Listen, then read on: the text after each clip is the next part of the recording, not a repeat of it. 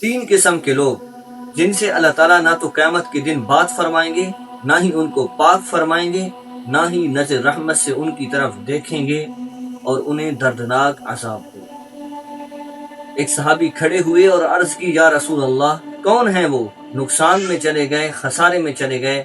تو آپ نے فرمایا، سب سے پہلے وہ شخص جو اپنے تہمد کو، اپنی شلوار کو، اپنی چادر کو ٹخنوں سے نیچے رکھتا ہو، دوسرے وہ شخص جو احسان کر کے جتلاتا ہو، اور تیسرے وہ شخص جو جھوٹی قسم کھا کر اپنا سودا بیچتا ہو۔